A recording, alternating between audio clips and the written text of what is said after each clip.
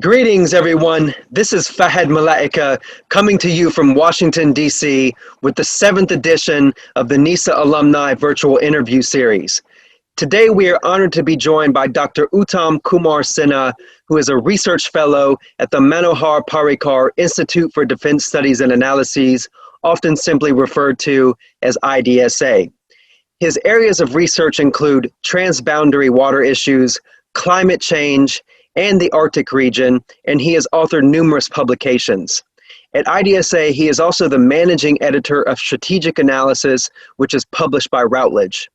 I first met Uttam through the NESA Center Strategic Studies Network, or SSN, which proudly counts IDSA as a member institute. Uttam chaired the SSN Working Group on Water Dispute Resolution Mechanisms, which produced a nice policy report under Uttam's guidance back in 2013 on water issues in the Near East and South Asia regions. Uttam, I'm really sorry that we haven't met in a while, and it is a real shame that we have to meet virtually. We do appreciate you taking the time to join this interview. Today we want to focus on non-traditional security, particularly climate change and water scarcity, all within a South Asia regional context. You truly are an expert in this field, and we are lucky to have you to discuss this topic. Frankly, I'm not well versed in these subjects, although I do understand that we are dealing with truly existential threats and that we need to be taking these issues more seriously. So I look forward to learning from you, and with that, I'll jump right into my first question. So you have written about the need to balance state security and foreign policy with non-traditional security, which you have sometimes called human security, to include climate change and water scarcity. Can you tell us more about why there is a need for such a rebalancing, and how can we better influence leaders to factor non-traditional security into their domestic and foreign policy decision-making processes? Over to you. Before I answer this question, let me first thank you and the NESA platform for inviting me and interacting with you all once again. It's a great pleasure. I do remember the times I spent with you all, and it was a great learning experience. To answer your first question, I think there is no either and or choice here. There are many securities that the policymakers are grappling with these days.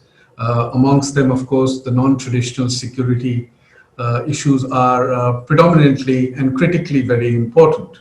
Of course, there will be priorities and accordingly resource allocations, but there cannot be a complete negation of the so-called non-traditional security issues. In fact, the lines are now quite blurred between traditional and state-centric security, which we call as non-traditional security. And such kind of categorization may not even be useful anymore to divide security into non-traditional and traditional. What we are being presented with is the well-being of the planet, which is witnessing, I think, an unprecedented scale of uncertainties. Carbon dioxide concentration, we all know, is at its highest and continues to rise. The life-sustaining resources of the planet are getting consumed at a rapid rate, with a third of the world's arable soil eroding. Demand for food is growing exponentially, and freshwater availability is also fast declining. So the food, energy, and water, this combination, are critically survival and livelihood issues. And even the modest impact of climate change on these can create political and social instability and present significant security challenges for countries. In many ways, I think climate change is the ultimate disruptor, if I may so use the word. And in South Asia in particular, the region is very vulnerable to the climate change impact. There are millions of people who are living virtually on the edge, and they can very easily get caught in this climate fallout. So I think for South Asia, the impact of climate change has a strong security and stability resonance. And I think we need to pay the critical attention when we frame regional diplomacy and regional issues in South Asia.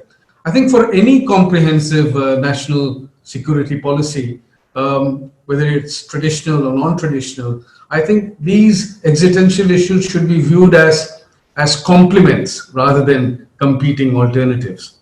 You know, in the larger history of South Asia, we have seen zero-sum games being played and a lot of dead-end choices, either or. I think these set of issues which we are grappling with now are a matter of necessity, and they have to be framed largely in the regional diplomacy. We all have heard very recently India's neighborhood first approach. And I think this is critically relevant to the climate change, the environmental degradation, all these challenges which we were never discussed earlier before. And this overall development for the region is inextricably linked to these broader social, economic, and environmental benefits. Thank you, Uttam. So that brings me to my next question. Many South Asia regional experts believe that in the coming years, conflicting positions over water rights in the Indus will pose an even bigger threat to peace between India and Pakistan. And you have also recently written about the need to revisit the Indus Waters Treaty. Why do you think the treaty needs to be revisited, and how can we avoid an eventual major conflict over water rights in this region? Over to you. Very interesting question, and also a question that concerns me quite a lot. I, for one, do not completely buy the water war hypothesis, even if it comes to India and Pakistan, which has the most wonderfully strained relationship for so many decades. I think the water war sounds very dramatic, but it does create a whole lot of misinformation and misperception, which we should avoid. And all these kind of misperceptions get easily mixed up with water. And therefore, we don't really get the truth about what is really happening. And there's a lot of conjecture and a lot of hype created around water issues. And surely we cannot go down that road. No civilized nations can go down that road of water war hypothesis. To remind people, I think there have been far greater cooperation on water internationally. And in South Asia in particular, we've seen a great deal of water treaties existing between countries, not only India and Pakistan, but India, Nepal, India, Bhutan, and India, Bangladesh. And these are classic examples where states, despite the difficult political relations, have cooperated on water issues. So I think this is a strong message which the South Asian states are sending across the world, that despite the difficulties in political understanding and political relationship, when it comes to water, there's a great deal of cooperation and a great deal of space for interaction. Now, war, of course, is an extreme end of a certain issue, but disputes are bound to happen in any water relationship between states, and we cannot discount that fact between India and Pakistan. Remember, 60 years ago, the Indus Waters Treaty was signed. After the partition happened, the river basin also got divided, and a water sharing formula was devised. And this still remains very much intact, despite the number of wars that India and Pakistan have faced. But it does not mean that it cannot trigger a difficult situation between the two. I think it's important that the treaty itself functions the way it has. The treaty gives a certain framework in which certain differences can also be resolved. And I think this is the beauty of the treaty. There is an inbuilt mechanism that allows for grievances to be addressed, that allows for differences to be settled. And I think that's and that has really helped to balance the difficulties on the water issues between India and Pakistan. What we also have seen is that over the years, in the last couple of years, in fact, there has been a lot of stress on the treaty, largely because the political equation with Pakistan has dipped. Also, there are a large number of climate change impacts on the basin itself. We are seeing a vast consumption of water from the basin, and the flow of the rivers and the waters that it gives has also been impacted because of the climate change variables. Both have combined, therefore, to put enormous stress on the treaty, whether the treaty will live or not, whether the treaty has been optimized properly or not. And these are some very critical questions that emerge. For Pakistan being the lower riparian, I think they couldn't have got, and this is completely out of a non-prejudice way of analyzing the treaty, they couldn't have really got a better treaty. India is an upper riparian country. Very few upper riparian countries share their waters or have a treaty that lays out the sharing formula. And I think this is a unique feature that the upper riparian, India, agreed to share the water itself through certain formulas and principles. And I think this is something very important. I think India does respect that treaty because it was India that determined to see that the treaty happens. Of course, Pakistan has a lot of problems regarding the treaty, though of course it does not say that it will abrogate the treaty, but it would like to discuss many of its problems within the format of the treaty itself. It would be ideal if Pakistan continues to discuss its grievances in a bilateral format. Unfortunately, many of the issues that have emerged, Pakistan has taken it to the court of arbitration, in a certain sense, internationalizing the whole situation, which for India is rather embarrassing. And I have this dreadful feeling that there can come a point in time when hard politics will undermine the very rationale of the treaty. And I hope it doesn't come to such a situation.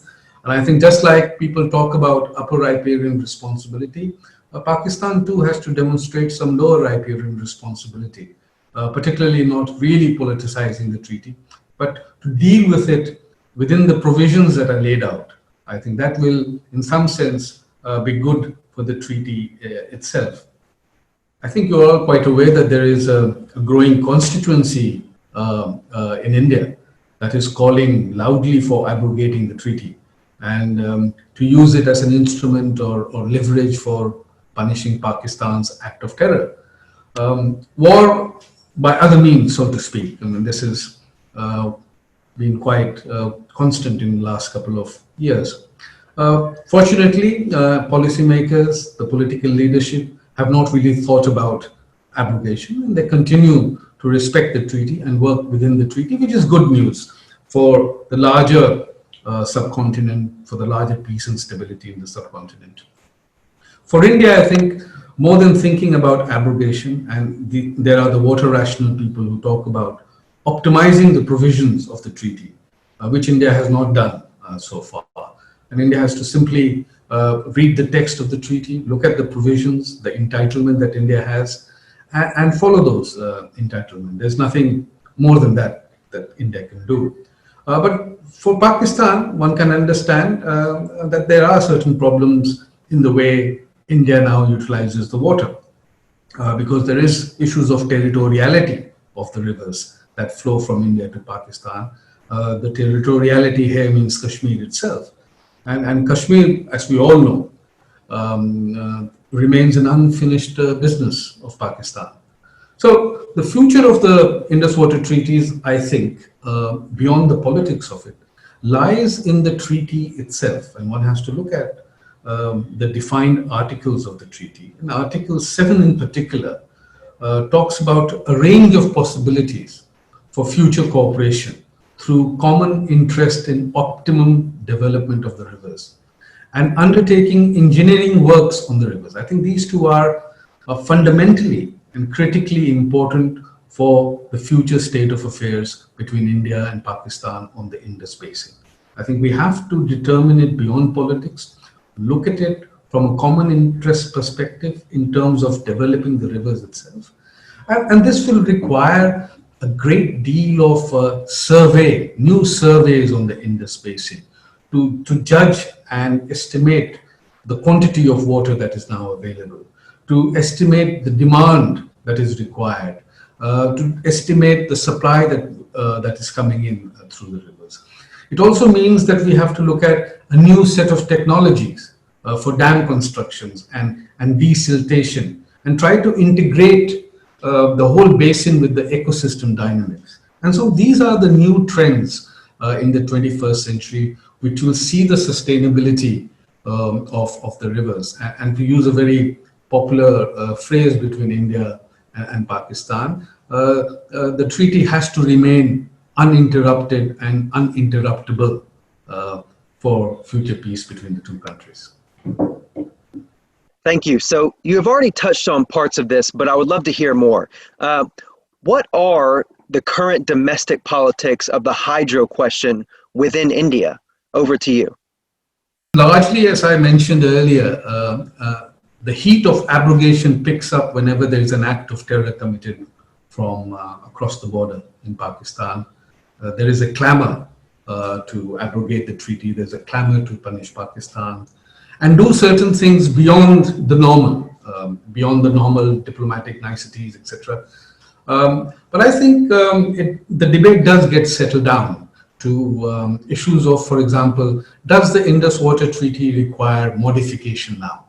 It's been 60 years of the treaty. It has worked well. It has been robust enough to hold the two countries together on the sharing principle. But is it good enough to go into the future? And I think people do talk about the modification of the treaty. However, and unfortunately, the text of the treaty, there is no exit clause. So if you are talking about modification, you have to talk between the two countries, and it has to be mutually agreed upon. And when the politics is not right, there can't be any mutual agreement. So modification seems to be a long hope and might not even occur. I think the third element and the third aspect of the treaty, which is much debated in India, I think is about the optimization of the treaty itself. How does India rationalize the treaty? How does India utilize the treaty itself? Because over the last 6 decades, India has not really utilized the provisions of the treaty. And I think it's time that India does that. Whatever has been defined in the treaty itself, the entitlement for India to utilize the water of the western rivers that flow from Kashmir into Pakistan. And I think this government in particular in the last 6 years, Modi government has emphasized and focused on the optimization of the treaty. That is to build more multi-purpose dams, storage dams on the rivers, in particular in Kashmir, to utilize the water for irrigation facilities, etc. And I think this is going to be a practice now to optimize the treaty as much as India can in the future. With other countries, I think like Bhutan, Nepal and Bangladesh, rivers are also being factored in a big way in terms of regional diplomacy, in terms of India's neighborhood approach, both in terms of commerce and connectivity. So these are, as you can see, rivers are a very important instrument, a kind of action plan in terms of regional diplomacy for, in particular, Narendra Modi's government. Thank you, Uttam. So that's a great segue into my next question. Let's switch to the regional angle here. So SAARC, even though it is often viewed as ineffective due to regional power politics, has done some work on bringing nations together for a dialogue on the emerging water crisis in South Asia. Can this forum, SAARC, offer an avenue for cooperation on water security and other environmental issues? Or are there other forums that are more well-suited to this task? Over to you. SAARC is, it's regarded as both a bane and a boon in South Asia. It's the way you look at it. I don't think SAARC was ever designed to resolve water issues. It's a regional organization of largely political management and the idea of building trust. Often it could not, and therefore many of its plans and actions didn't really get the kind of traction that was required. I think the regional leaders in South Asia are particularly aware that water issues are highly emotive and very divisive, and it is best left to deal bilaterally rather than to deal in a regional context. And therefore we have seen over the last many decades many bilateral water treaties emerging with India. The Kosi Agreement and the Gandak Treaty with Nepal came up in the 1950s. It was followed by the Mahakali Treaty with Nepal in the 1990s. On the Indus Basin, as I've explained, we had a treaty with Pakistan in 1960. And with Bangladesh on the eastern front, we had a treaty called the Ganga Treaty in 1996. Now, of course, the bilateral dimensions of water is being questioned in the sense that how effective it is. And there is a growing need for a more multi-basin, multi-country perspective in the way we deal with rivers in South Asia. And for example, the BBIN Sub-Regional Forum, the Bangladesh, Bhutan, India, Nepal Sub-Regional Forum, is a good forum to discuss issues on rivers, matters of connectivity, inland navigation, etc., etc. Also, we have the Bangladesh, India, Nepal trilateral arrangements. This is again a new forum, a new setup in which rivers in particular are being discussed and framed in terms of regional diplomacy. So I think SAARC seems to be getting very old before it has actually got old. New platforms and new forums are now being emphasized upon, and the dynamics of the rivers are being therefore worked through these new forums and new organizations. The story of South Asia, I think, for India does not really lie in SAARC anymore. And this is my personal observation. But I think it lies more in sub-regional thinking and sub-basin river management. It will also include climate-related disaster risk reduction. As I said, South Asia is very vulnerable to climate change. The melting of glaciers in the Himalayas, for example, the frequent cyclones that happen in South Asia, the sea level rise, which is quite alarming, are a matter of serious concerns. And I think this has to be incorporated in the sub-regional forums. I think there is also a need to look at South Asia or reimagine South Asia from a new perspective, from a geographical lens, so to say. For example, the Himalaya can be increasingly seen as a third pole, where there is maximum accumulation of snow, ice, and permafrost after the North and the South poles. We can look at South Asia as a riverine neighborhood because rivers connect countries in South Asia. They crisscross boundaries. And a particular feature of India's boundaries with its neighboring countries are that rivers come and go. And therefore, it's a new way of looking at the physical aspect of South Asia is very, very geographical and very, very inextricably connected, I think. Such kind of reframing, such kind of reimagining adds a very different dimension and context to the region. And there is therefore need to emphasize on more interdisciplinary and a more scientific regional institutions. You know, a kind of work that, for example, the institution of mountain development, ISIMOD, does in Kathmandu. You know, there is some thinking for creating a Himalayan scientific council on lines of the Arctic Council itself, that is interdisciplinary and scientific in nature. So I think South Asia is opening up to various perspectives, new thoughts and new ideas. And there is going to be an interesting time now with all these new challenges coming up in a big way, that we will find new institutions, new organizations responding to the new challenges. Thank you, Uttam. So that brings me to my next question. China's economic largesse arguably has eroded some of India's ability to steer South Asia, so to speak. So do you think that addressing environmental topics as a regional security priority might be a means for India to gain more regional influence? Over to you. China is always a difficult question to answer. Yes, China has deep pocket. We all know that. China has deep influence also in India's neighborhood. We are quite aware of that. But India has that critical emotional connect in terms of ethnicity, linguistic, shared history and culture. This is something that China can't really take away.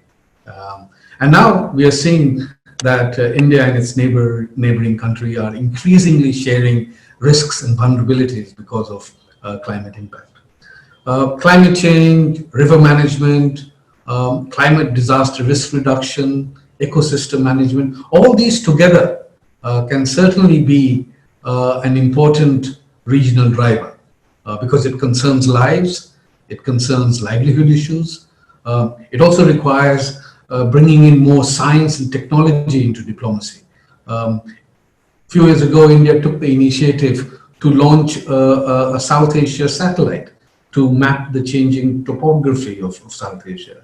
On the rivers, we are moving or we are discussing a lot of things beyond just volumetrics, beyond just sharing the volumes of water. We're also thinking more in terms of shared benefits. For example, inland river navigation can be a great game changer for Nepal. I think there's a lot to learn from the inland navigation of the United States itself. But not only Nepal, Bhutan, and Bangladesh, all can come in through these inland navigation, and India can become a principal facilitator and an active participant in this whole exercise.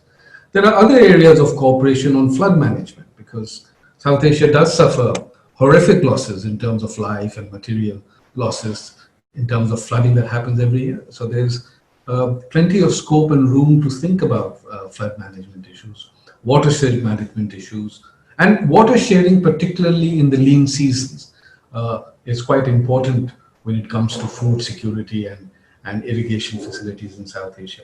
I think the new emphasis on security and stability is required. And when a new emphasis is required, you have to think in terms of politics beyond just the yesteryears of military and unsettled borders. We have to also move into new realms of issues and challenges to bring in a greater degree of security and stability.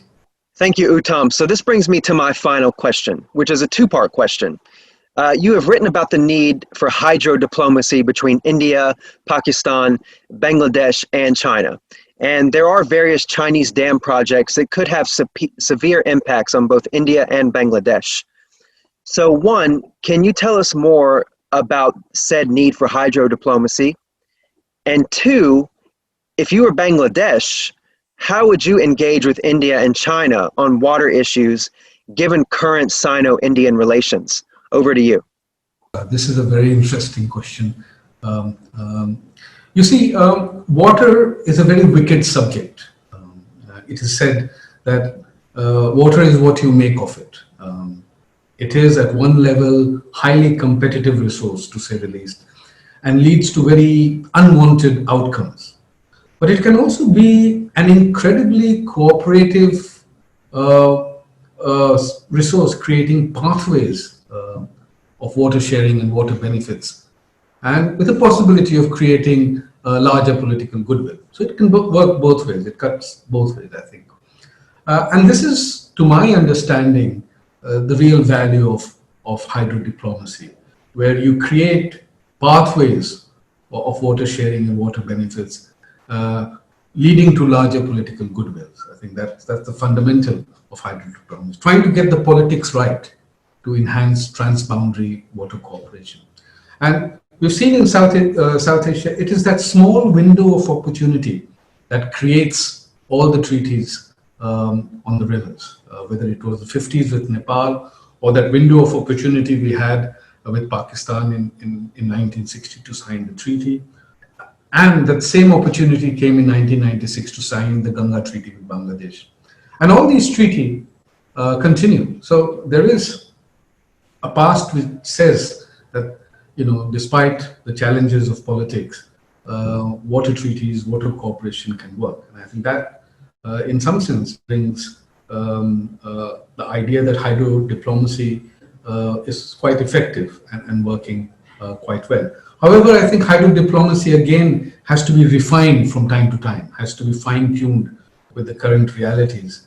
Requiring cooperation among various stakeholders now are quite critical, not just between state leaders or diplomats, but also among various stakeholders civil society, even farmers, for example, industrialists, and lots of development agencies who are coming to South Asia and looking at funding water projects, funding storage works, funding inland navigation projects, etc.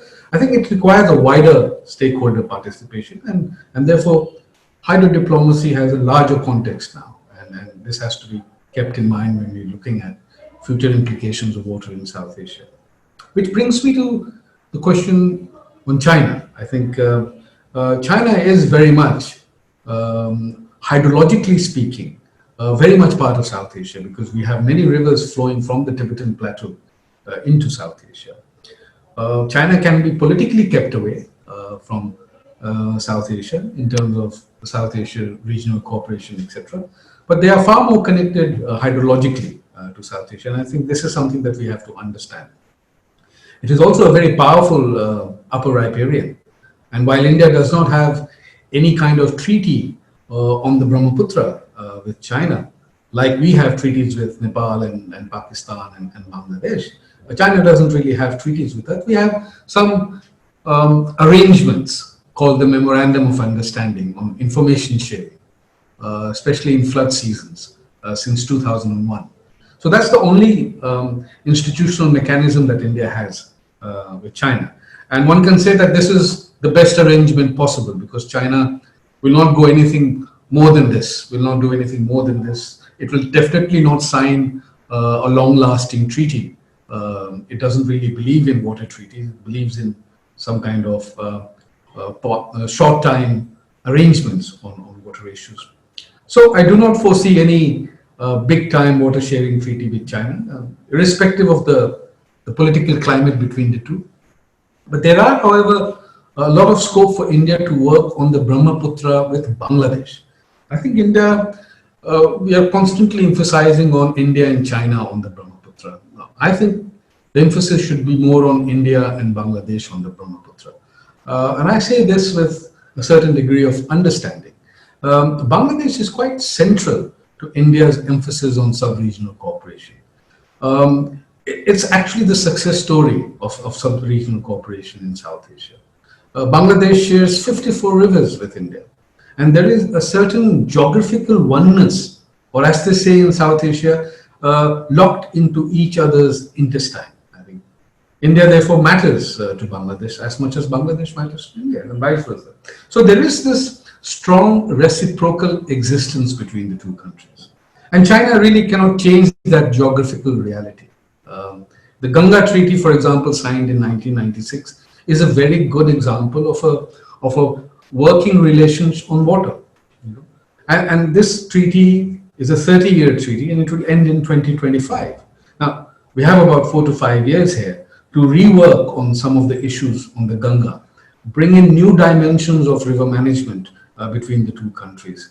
There are other rivers between India and Bangladesh that require a certain sharing arrangements too. That can be discussed. For example, the Teesta River in particular. Sundarbans, which is one of the largest deltaic region in the world, known for its unique ecosystem, is very vulnerable zone and requires a great deal of climate adaptation schemes in that area. I think these are areas where both India and Bangladesh can critically work together in close cooperation with greater degree of understanding. That is, I think, the way forward between India and Bangladesh, really. On the Brahmaputra, I think Bangladesh, as I said, should also consider talking to India about framing a treaty. Both are, remember, lower riparian in the case of the Brahmaputra, and both have these large deltas around it, which needs to be protected. So I think it's a good area where both India and Bangladesh can think about in terms of cooperation on water.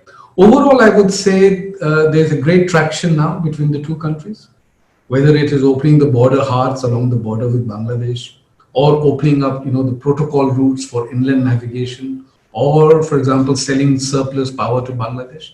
I think all this is coming together and fitting into its right place now. I think the catchphrase between India and Bangladesh, and a catchphrase largely in South Asia, should be sub-regional thinking and sub-basin dialogue. I think this is the space that China cannot really take away from India or from India and its neighboring country. Uttam, thank you so much for your time. This has truly been an enlightening discussion. I certainly have learned a great deal, and I'm sure that our audience, to include our alumni, our faculty, our leadership, will benefit greatly from this as well. We really appreciate your candid insights, and we are grateful for your time. To everyone watching from home, we wish you happiness, safety, and good health. Take care, and see you next time. Bye-bye. Thank you. Wonderful talking to you all.